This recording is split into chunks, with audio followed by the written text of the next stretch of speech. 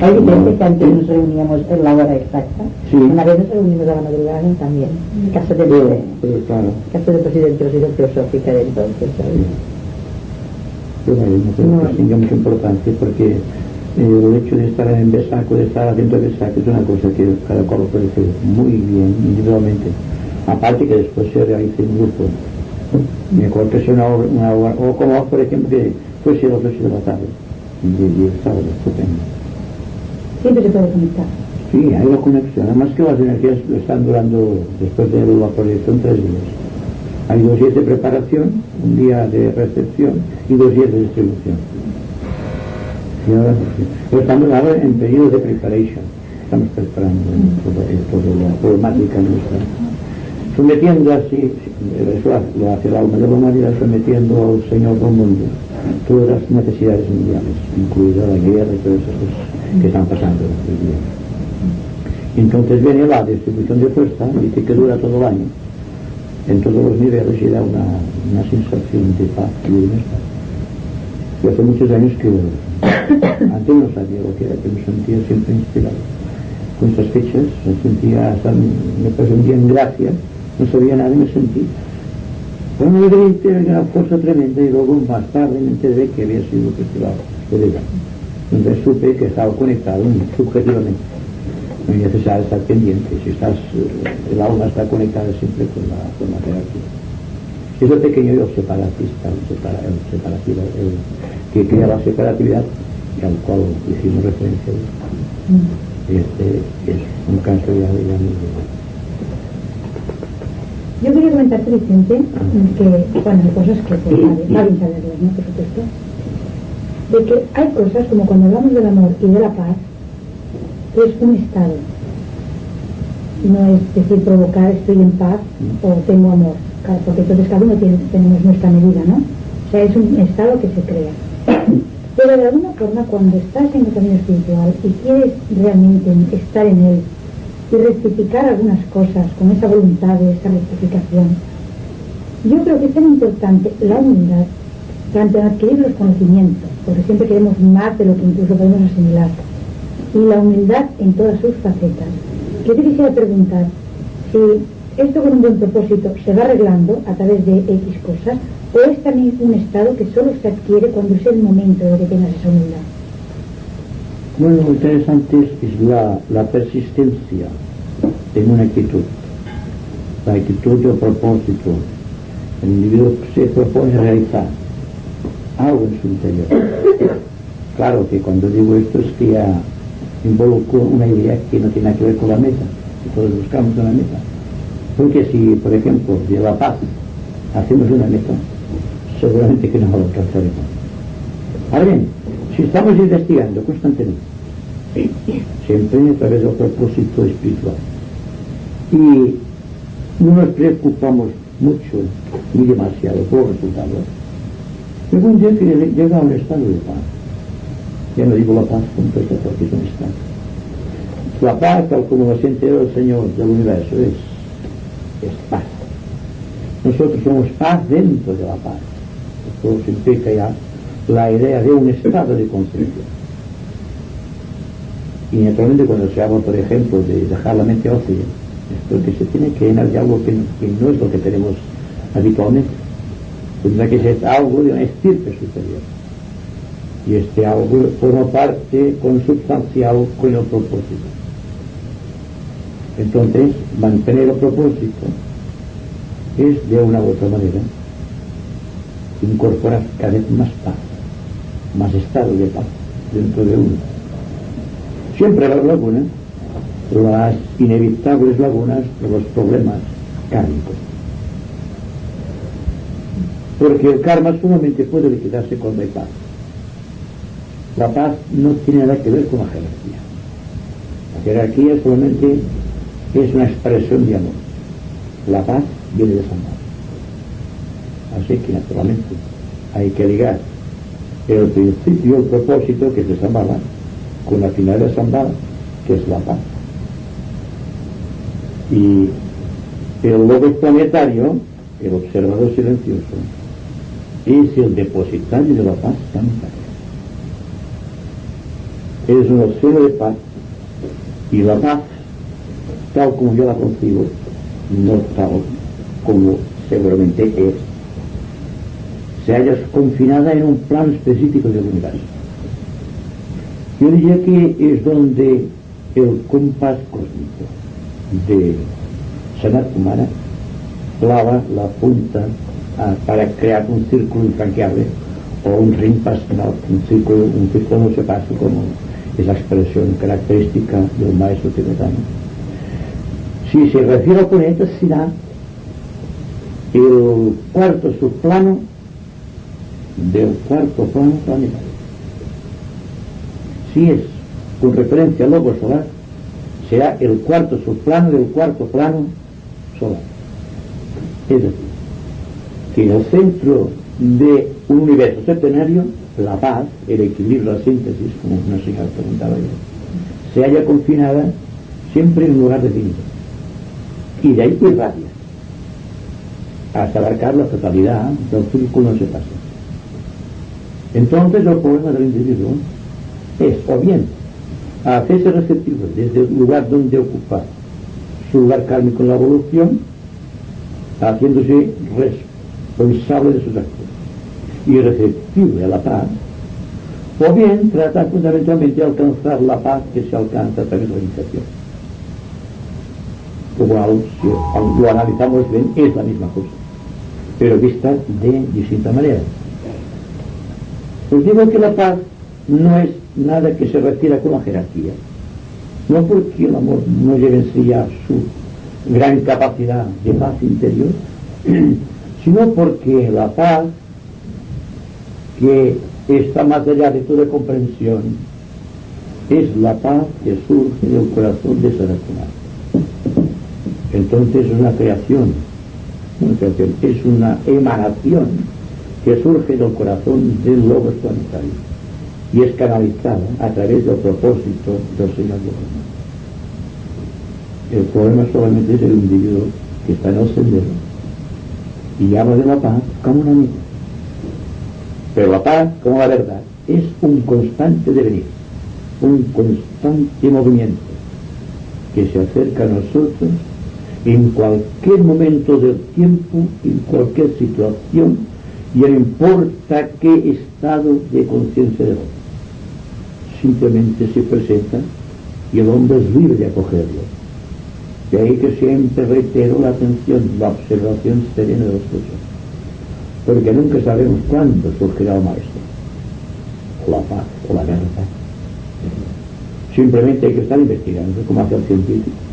Un científico realmente no busca resultados definidos, está simplemente investigando. Y todos tenemos que tener, en una cierta medida, esta mentalidad científica de investigar los hechos sin esperar ni pretender resultados.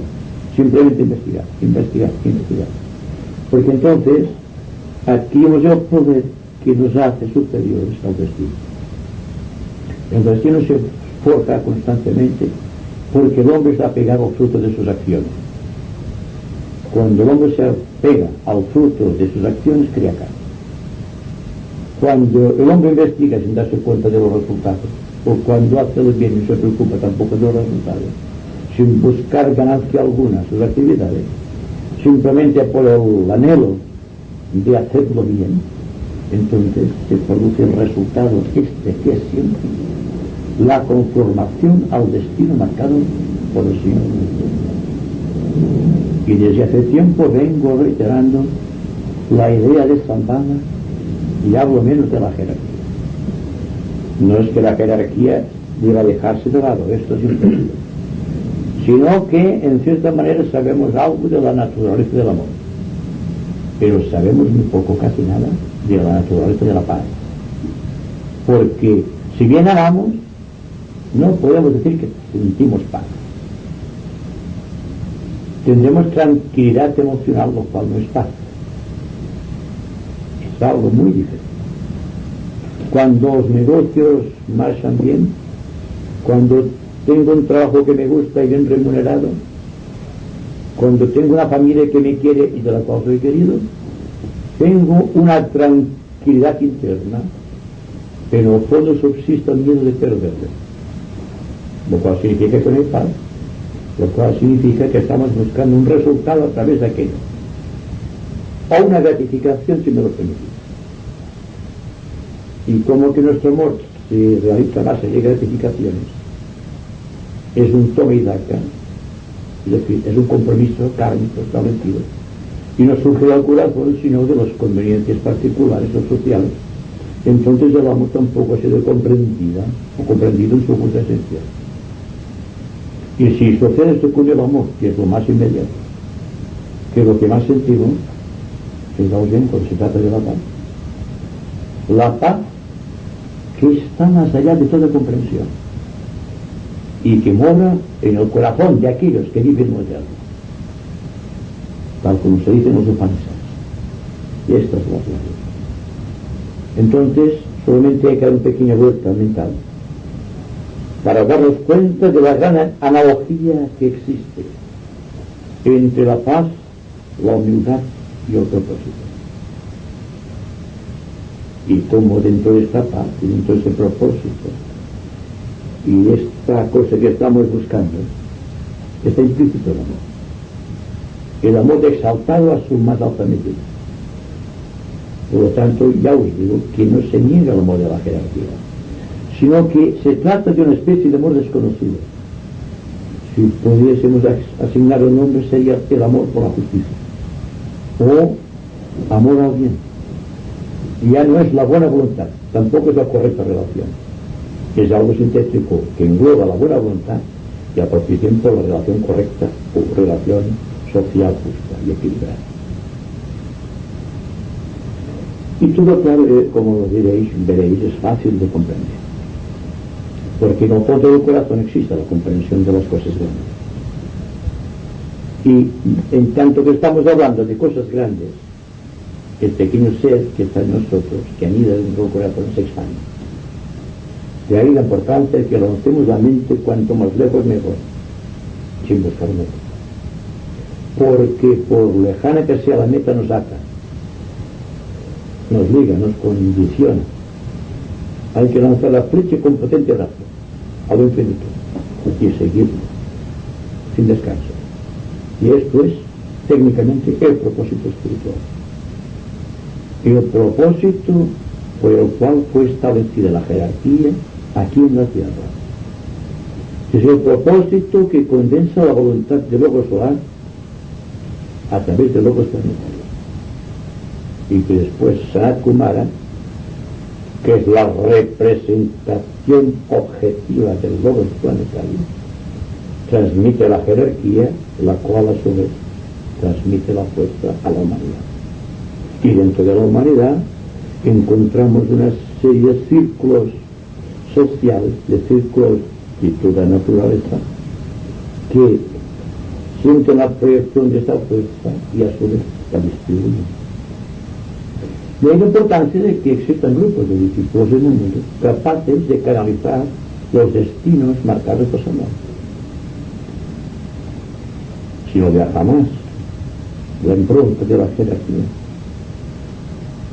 sino recogiendo el legado histórico, lo mejor del legado histórico, y continuar avanzando siempre, dejando girones del yo vencido en cada vuelta de la espiral de la existencia. Hasta llegar el momento, sin darnos cuenta, sin pretenderlo, quedaremos desnudos y sabemos lo que es la humildad. La segunda demostración, que es la que la humildad y la paz conjunta siempre. Pero dentro de la paz y de ese testimonio vivo de inspiración subsiste el propósito. Y hay que es más importante a un discípulo que mantenga firme propósito. Y aunque se vea caído, que no se preocupe.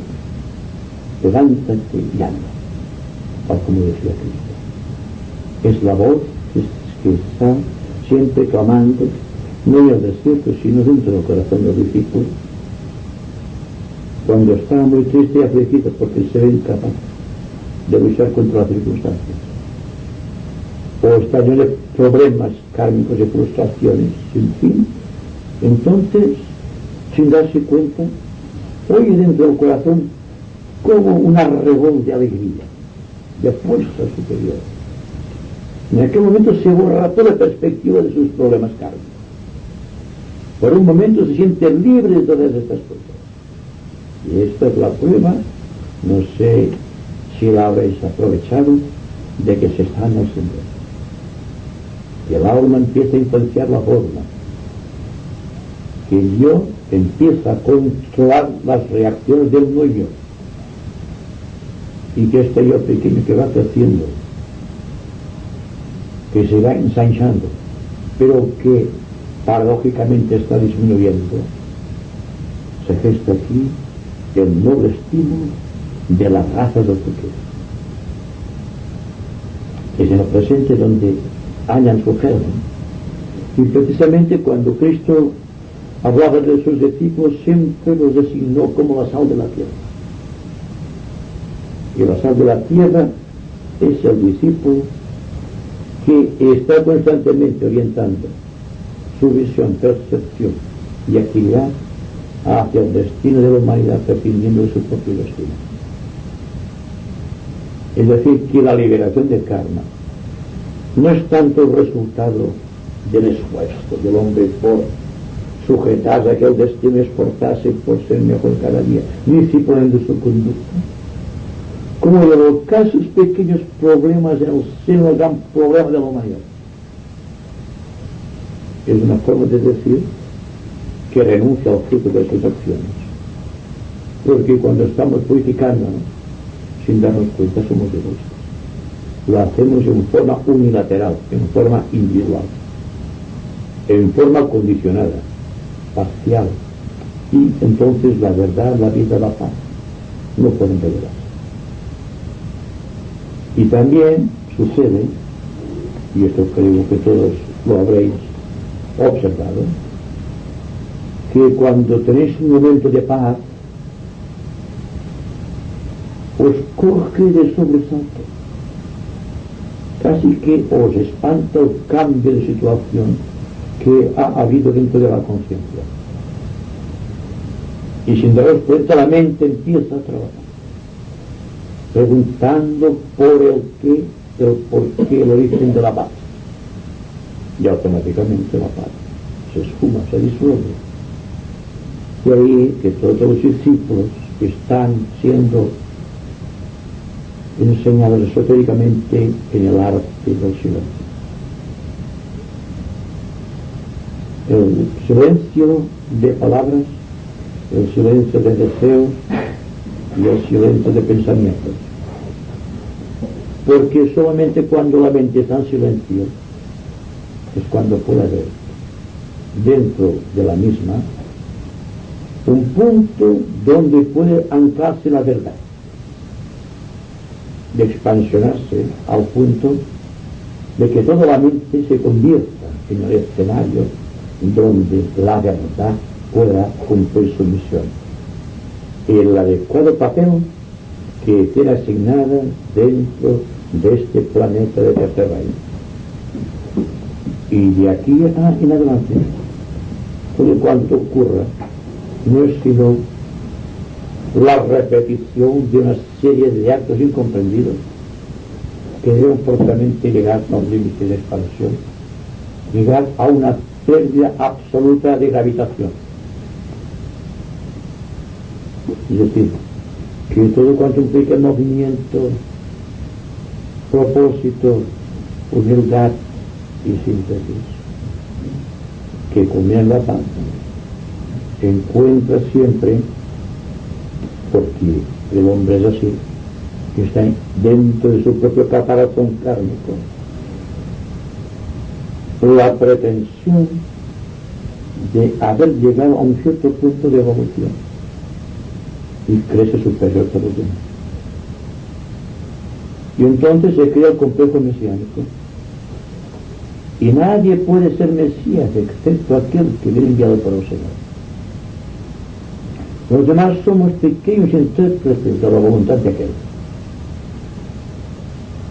porque nosotros desdichadamente podemos equivocar, pero el instructor jamás se puede equivocar. jamás puede fallar con su propósito. El hombre limitado por espacio y tiempo y sus propios condicionamientos está constantemente creando dentro de sí la amor artificiosa de una verdad que no ha conquistado, porque se limita a acumular conocimientos acerca de la verdad, conocimientos acerca del amor, conocimientos acerca de la paz, conocimientos acerca de Dios, conocimientos acerca de la vida, de la naturaleza. Pero en el fondo el conocimiento siempre atrae la atención del pensador, y si no es correctamente estimulado el morbo interno que se agita dentro de esta moda de conocimiento, forzosamente todo aquello se convertirá en una simple doctrina sobre la cual firmará su voluntad y desde la cual luchará contra todo y contra todo, y así cada vez será más separativo, más indolente en sus actitudes, menos amorosos y comprensivos con los demás, y no es esta la misión del hombre, y menos la misión del discípulo que comprende. Estoy seguro de que cuando un discípulo está en probación, saliendo de la gran masa de aspirantes espirituales, emocionales, devocionales al Maestro, que están siendo atentamente observados por los discípulos superiores y por alguno que otro iniciado, y están sujetos a una ley de gravitación muy fuerte, porque intentan separarse de la gran masa a la cual todavía pertenecen, pero a despecho de todo y contra la fuerza de la masa, tienen un principio de propósito. Hay una gran lucha aquí y mucho sufrimiento.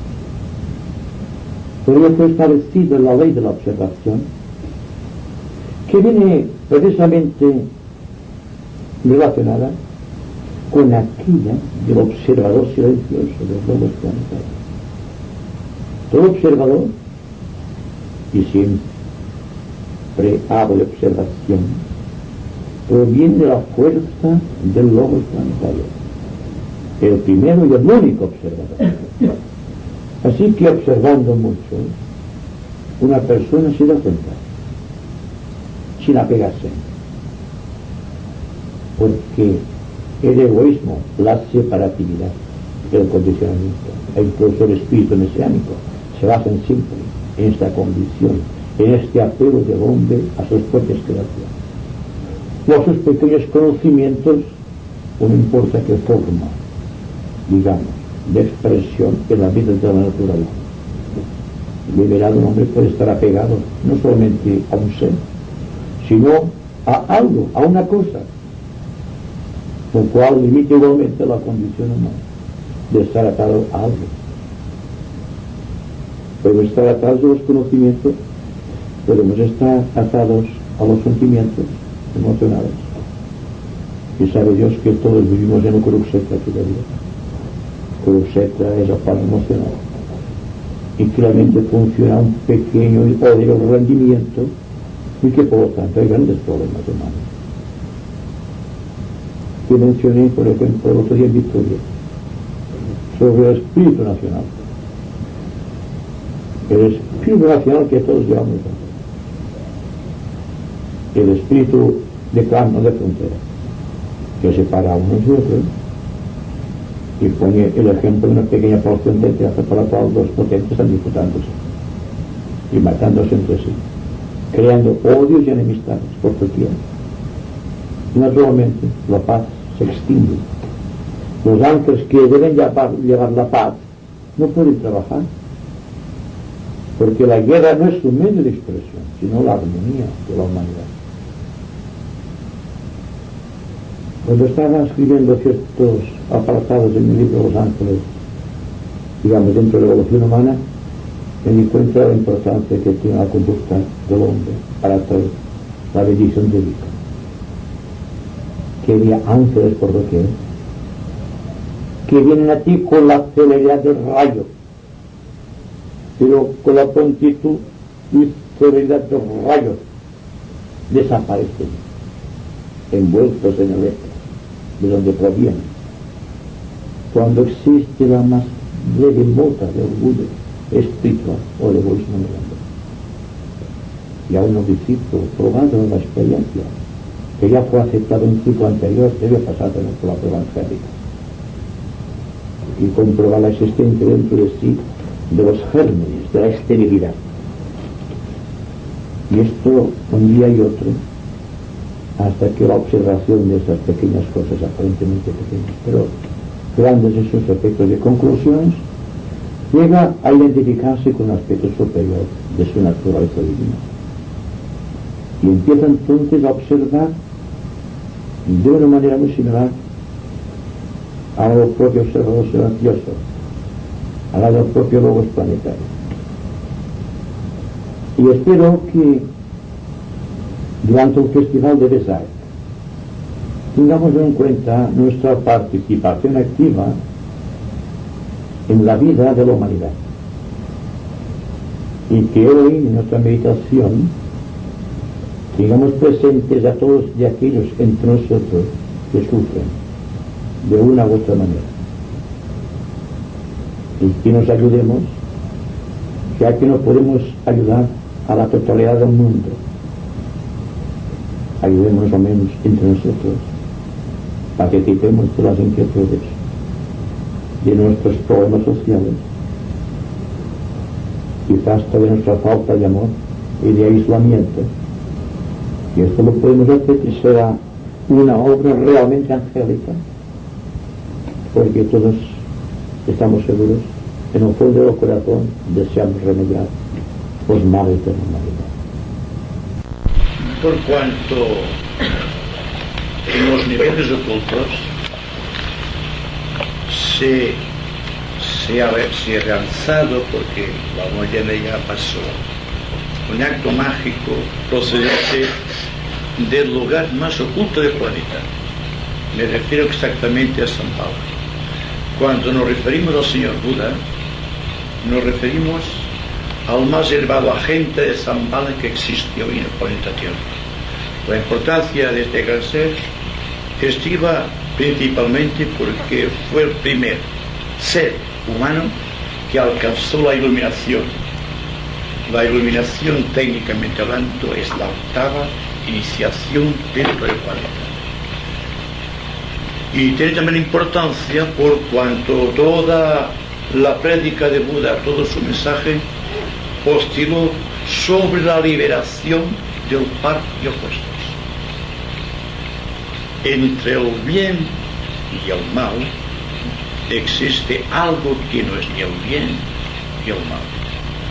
Y este bien o mal se puede considerar desde un ángulo puramente esotérico o simplemente exotérico, porque implica la fuerza, la intención y el propósito de reunir todo cuanto esté separado en la vida de la naturaleza. Claro que debemos hablar de Vesak, ¿verdad? Porque Vesak es la culminación de una serie de hechos mágicos que están registrándose en el planeta desde hace más de 2000 años. Prácticamente hace 2400 años que inició Buda su bendición anual sobre la humanidad. En un acto supremo de sacrificio, pues todas las personas que de una u otra manera se hayan puesto en contacto con el estudio esotérico sabrán que descender del plano búdico hasta el plano mental inferior y establecer contacto con la mente inferior de la humanidad representa un acto supremo de sacrificio por parte del señor Buda.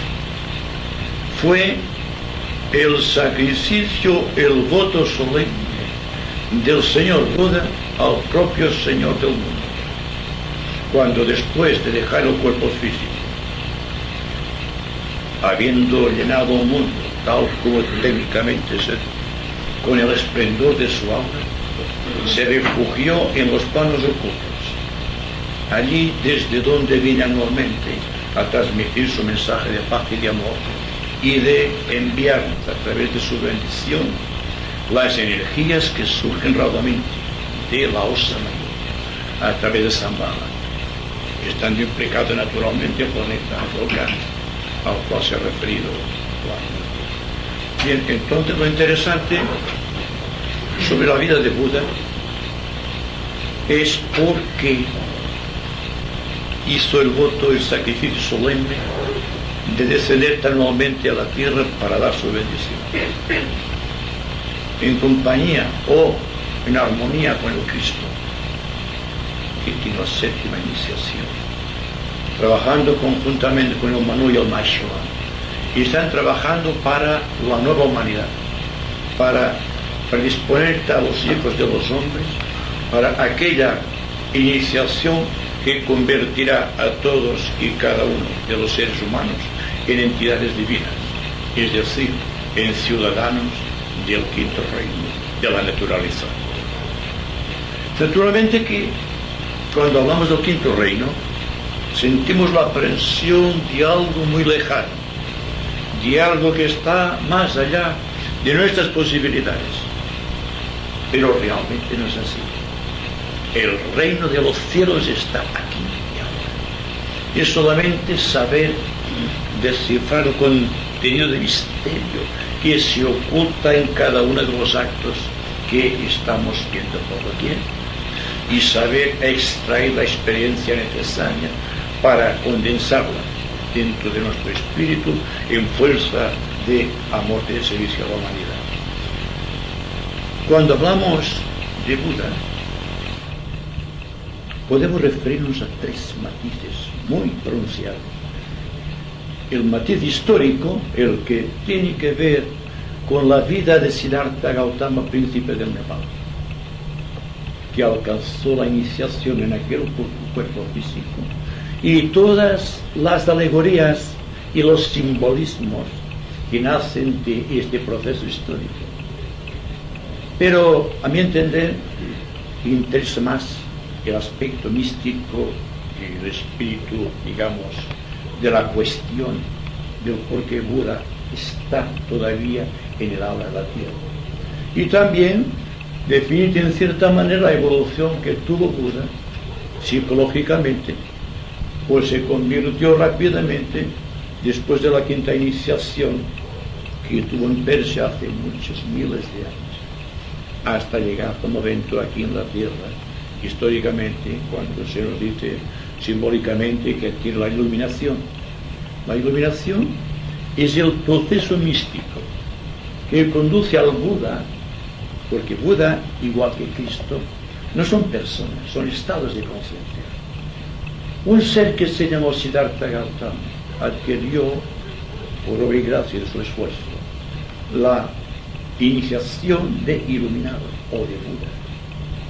Y Cristo, merced a su trabajo de dedicación y amor a la humanidad, sintió dentro de su corazón la fuerza del amor del propio Logosor.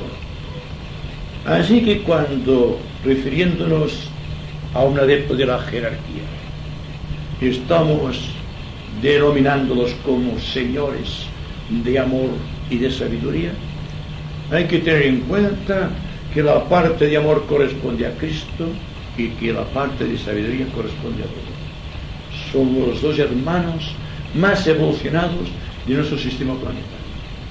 Por lo tanto, todo cuanto digamos con referencia a Buda, automáticamente surge la figura gloriosa de Cristo. Está sintiendo las energías y es el transmisor de las energías de Shambhala que nos envía Buda.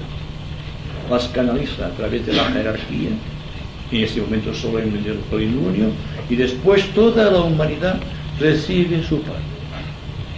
La medida de su propio contenido psicológico, histórico y místico del hombre queda impregnado de esta fuerza y durante un año está dinamizado. Todo esto son razones esotéricas que ustedes podrán aceptar como una simple hipótesis mental, o un trabajo o un estudio. Pero lo que sí es necesario es comprender que después de esta venida anual de Buda, hay un creciente impulso de la vida espiritual dentro del corazón de todos y cada uno de los seres humanos. En esto hay que estar todos de acuerdo. Si no, no estaríamos aquí, seguramente. Pero cuando hablamos de este contenido de fuerza ígnea que lleva Buda anualmente durante el plenilunio de Vesak, es porque por primera vez dentro de la vida mística de la humanidad se establece un núcleo viviente de energía que tiene que ver con un hilo o corriente de luz que estableció Cristo desde el huerto de Getsemaní en Belén hasta llegar al centro místico de Shambhala. Más un hilo luminoso que procede de Mercurio, porque de la misma manera que Mercurio es el enviado o el mensajero de los dioses, el Buda es el enviado o mensajero de Shambhala. Él establece contacto con todos los planetas de fuera y dentro del sistema solar, de la importancia que trae una energía nueva, una energía cualificada de índole metafísicamente imposible de descifrar. Está más allá del alcance de la medida de nuestro entendimiento. Pero el hecho en sí es que nuestra mente y nuestro corazón, en virtud de la bendición búdica, está ahora, en estos momentos, impregnada de una fuerza que no dispone actualmente la humanidad. Es algo nuevo que debemos utilizar. Cuando hablábamos de los planos del universo, quisiera hacer mención al centro místico del sistema solar, en donde está precisamente como emisario y como conductor de energías el Señor Buda. Es justamente el cuarto subplano del plano búdico. Es decir, que en un universo septenario, que consta de 7 planos, el cuarto plano, el plano búdico, es el más importante. Como dentro de la vida de los reinos, los 7 reinos de la naturaleza, el más importante es el reino humano, precisamente por la fortuna que está situada en el centro de este septenario en sí. Y toda esta fuerza que estamos acumulando viene no solamente de la Ursa Mayor, sino también de las Pléyades. Y está enfocada no solamente en el primer rayo, que viene de la Ursa Mayor, sino también en el segundo rayo, que procede de las Pléyades. Más una energía nueva que está trabajando desde hace siglos y que nosotros consideramos como la del triángulo equilátero de los grandes avatares, constituido por el avatar de síntesis, por el espíritu de la paz y por el Señor Buda. Buda lo conocemos históricamente, lo conocemos a través de los festivales, pero no lo conocemos singularmente, por cuanto constituye actualmente, desde hace siglos, el centro de las energías que provienen de estas dos esplendentes constelaciones, la Ursa Mayor y las Pléyades, y de los grandes señores que están relacionados con aquellas constelaciones que son el espíritu de la paz, el segundo rayo, y el avatar de síntesis, el primer rayo. Entonces, Buda, en su función de director de las energías que corresponden al planeta Tierra, del tercer rayo, está vinculando a través de Shambhala todo el contenido planetario. Así que la bendición de Buda no será simplemente para la humanidad, sino por todos los reinos de la naturaleza. Así que el proceso es un proceso realmente avasallador, un proceso determinante, un proceso sintético, un proceso que está quizá más allá de la medida del entendimiento. Pero hay que captar esta verdad, este triángulo mágico, porque el triángulo mágico constituido, y no lo haremos ya en función de constelaciones, sino en función de personalidades, la que tiene que ver con el avatar de síntesis, el espíritu de la paz y el señor Buda. Porque quien recibe las energías procedentes de los planos cósmicos durante el plenilunio de Vesak es Cristo. Buda lleva la energía, pero quien la distribuye es el Cristo, a través del plan energético de la jerarquía. Y todos, de una u otra manera, hemos sido invocados a las 2:35 de esta madrugada, porque el Buda estaba allí presente, y presente estaba Cristo y la jerarquía. Y aquí estamos nosotros, de una u otra manera, recibiendo y proyectando esta energía. Quizá no sintamos sus efectos, quizá los efectos emboten algo en su entendimiento y la frescura de nuestro corazón, porque así son las cosas esotéricas. Una energía, por poderosa que sea, no te libera automáticamente sin un esfuerzo de tu parte. Ahora estamos en posesión de grandes energías búdicas transmitidas a través de Cristo. Y sin embargo, aparentemente no sentimos esta fuerza. Quizá de una u otra manera acrecentará el conflicto interior o el problema de cada cual. Pero es solamente el impacto. Si recibimos el impacto y somos capaces de transmitir, entonces sentiremos una liberación kármica. Porque Buda tiene para liberar un karma.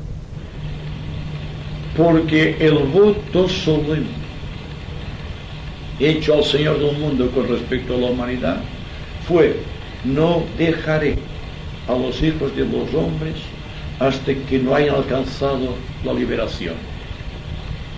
Este es el voto supremo del observador silencioso, que transmite sus energías a través de Buda. Buda, por su parte, hace el voto solemne de estar aquí entre los hijos de los hombres, en tanto que nos surja otra entidad como él, de la octava iniciación, que tenga acceso a los grandes planos cósmicos y de los planos cósmicos pueda llevar energía a la humanidad. El proceso aparentemente es simple, pero es complicado debido a la fuerza que maneja este ser, a la fuerza que manejan estas constelaciones y las fuerzas cósmicas transmitidas constantemente y de las cuales apenas somos conscientes. Es decir, que habitualmente cuando nos referimos al Festival de Vesak hacemos una larga exposición de hechos históricos, tal como sucedió, como Buda se inició, las tentaciones debajo del árbol Bodhi, que todos ustedes habrán leído en algún sitio, y luego también el por qué adquirió la liberación. Y aquí quedó el proceso histórico, porque no pasamos de aquí. Después el proceso psicológico que corresponde al propio mundo. Tal como él en su corazón, así serán las energías que transmite. Pero el proceso místico, el proceso espiritual, no solamente atañe a Buda, sino que nos atañe a nosotros. Porque nosotros, al igual que él, en su tiempo justo, estamos sujetos a un karma histórico. Estamos sujetos a una vivencia dentro del nivel de los hechos. Y estos hechos nos están condicionando constantemente. Y aún después de recibir las grandes energías, siempre queda la duda dentro del corazón. Y nos preguntamos, ¿o llegaré a absorber esas energías? ¿O no será un mito simbólico de la antigüedad? ¿O una nueva tradición que llamamos esotérica? ¿O qué será? La pregunta siempre queda flotando en el aire, porque no estamos capacitados para medir verdades que están más allá de nuestro entendimiento.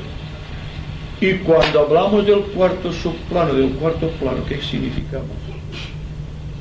Un lugar en donde existe el gran remanso de paz del cosmos.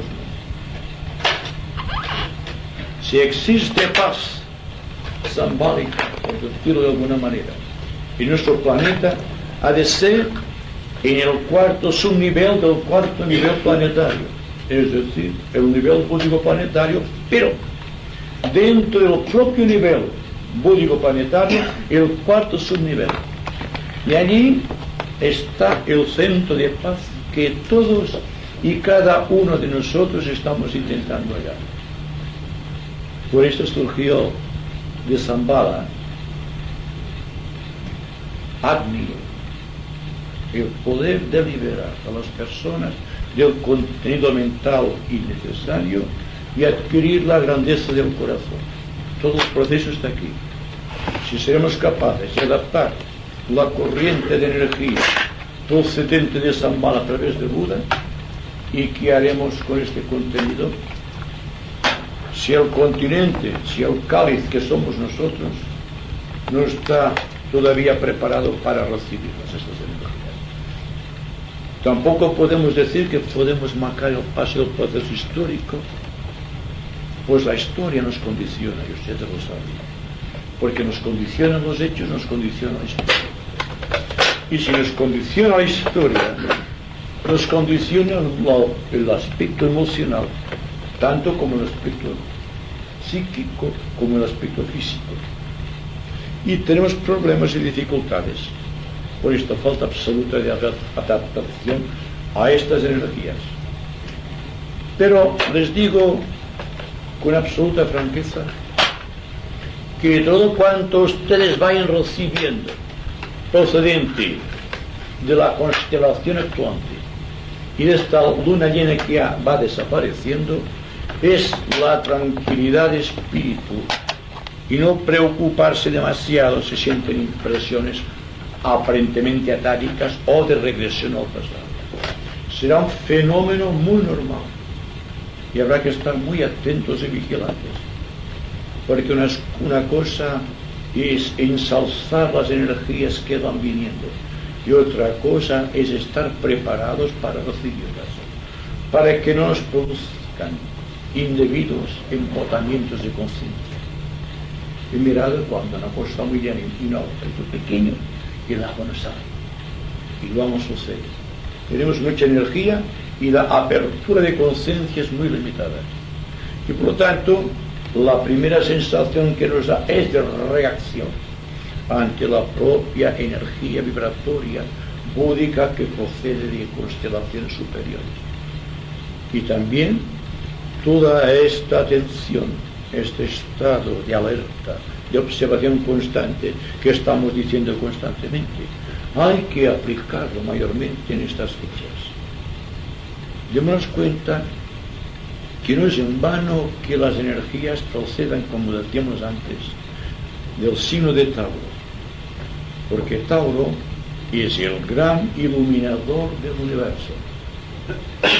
Cuando nos referimos al ojo de Tauro, al ojo de la luz, dentro del contexto esotérico más profundo, nos referimos a que Tauro enfoca las energías de constelaciones más allá de nuestro sistema, más allá de nuestras galaxias, y que por lo tanto el lente mágico de Tauro es necesario, porque nos manda también la ráfaga de intuición, nos envía el entendimiento superior y nos envía aquello que en los seres inferiores es terquedad y obstrucción, pero que visto desde los ángulos ocultos es voluntad divina.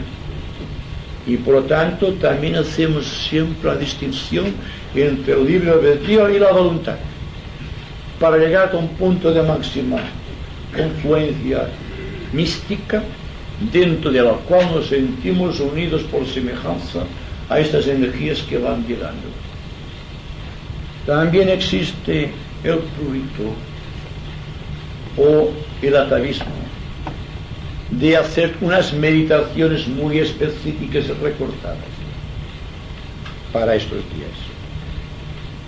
Yo creo siempre en honor de los nuevos tiempos, que la mejor de las meditaciones es la serena expectación.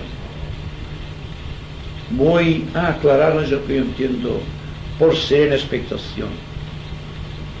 Cuando algo que sucede ustedes le prestan atención, lo están observando porque es su deber social, no lo olviden, y sacan consecuencias, y las consecuencias no se convierten en recuerdos, sino que pasan. Entonces existe una frescura interior. Entonces el matiz, la experiencia de cada hecho puede decirse que queda asimilado dentro de nosotros, sin pasar por aquello que técnicamente definimos como meditación. Siempre que estamos en estado de expectación, estamos meditando. Y si estamos expectantes durante todo el día y durante toda la noche, significará que nuestra conciencia se ha hecho meditativa, que no tiene lapsos de meditación y de no meditación. Es decir, lapsos entre el yo que observa y el no yo que siempre es la cosa observada. Y lo que sucede y lo que siempre dijo Buda, aconsejó a sus discípulos y a toda la humanidad: amadlo todo, pero no os apeguéis a nada. Liberaos de los opuestos.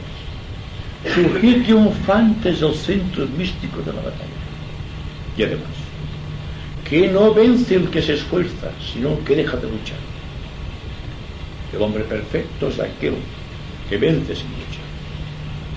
El mensaje, digamos, hemos llegado a este proceso, el mensaje de Buda es siempre que no hay que hacer resistencia a la vida, que no hay que apegarse a las cosas, que hay que vivir serenamente y que hay que observarlo todo con gran expectación. Bien mirado, todo es importante para la vida. Y si todo es importante, ¿por qué hacemos divisiones? ¿Por qué diferenciamos unos hechos de otros? Solamente para que ustedes miren el porqué de la cuestión. Y el porqué quizá viene Buda cada año. Porque cada vez que viene Buda, una parte grandísima del apego que tiene la humanidad hacia las cosas queda desintegrada. La marcha de la vida es más rápida. No existe el karma tan pesado.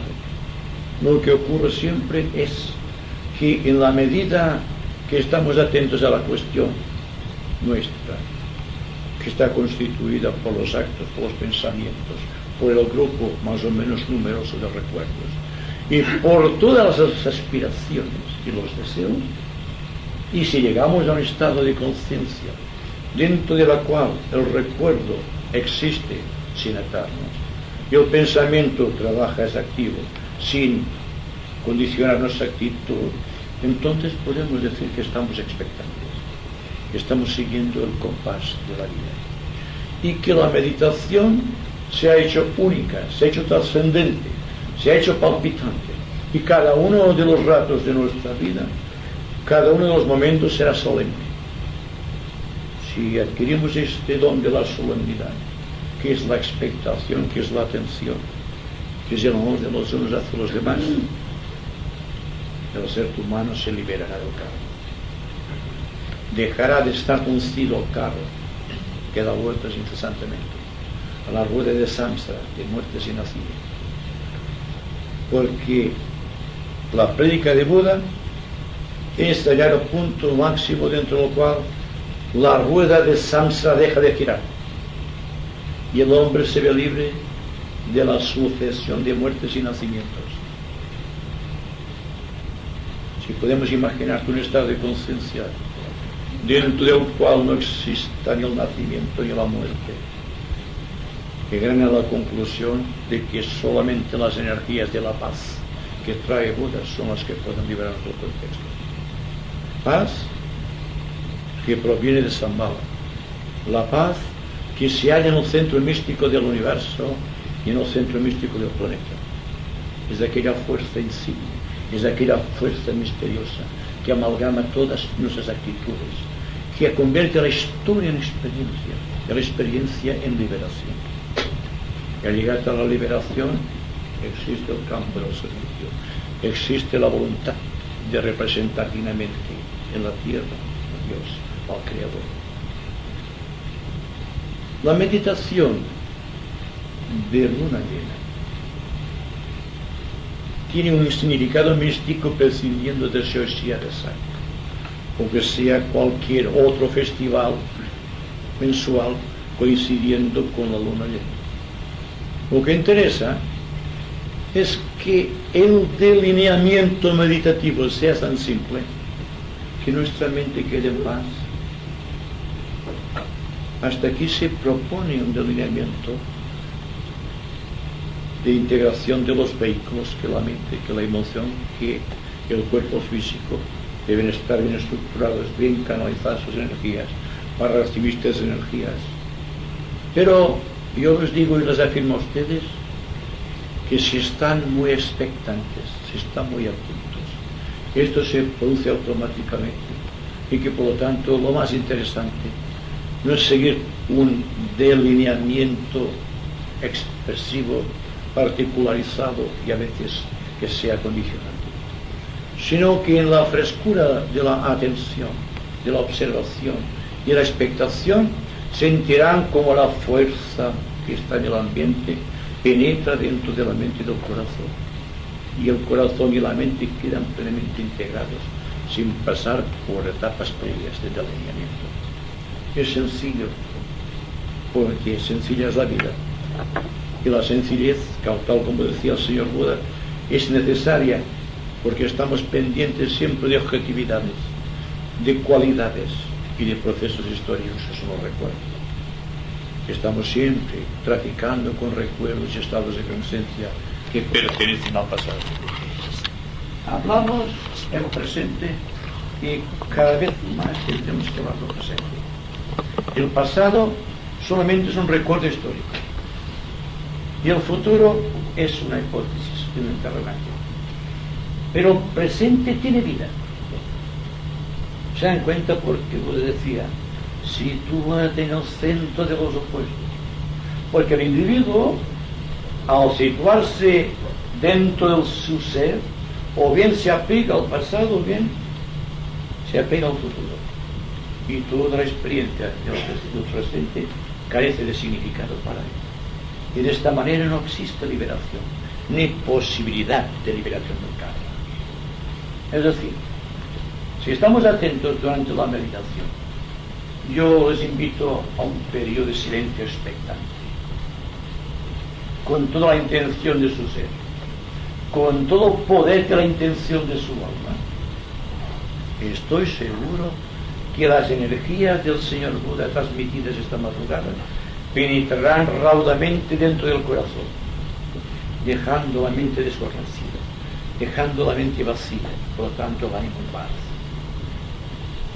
No son días estos de grandes conferencias, son días de recogimiento, son días de unción interna, son días, repito, de serena expectación. Así que les invitaría a un rato pronunciado de silencio expectante. Intercalaré algún mantra de verdad positivo para ayudarles a ustedes. Y durante este trayecto vamos a realizar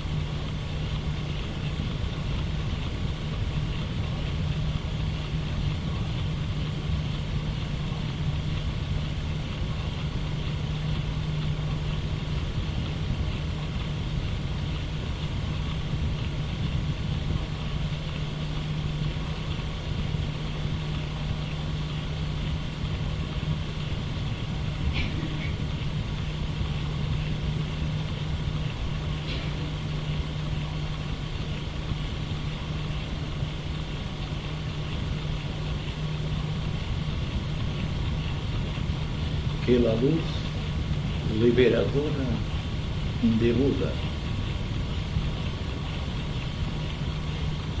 y el amor infinito del espíritu de la paz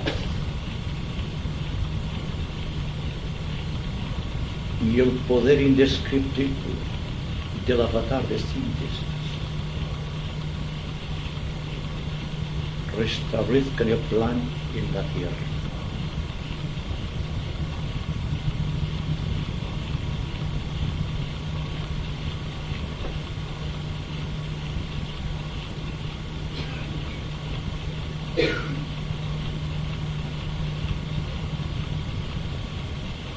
Que la luz liberadora de Buda y el amor infinito del espíritu de la paz y el poder indescriptible del avatar de síntesis restablezcan el plan en la tierra.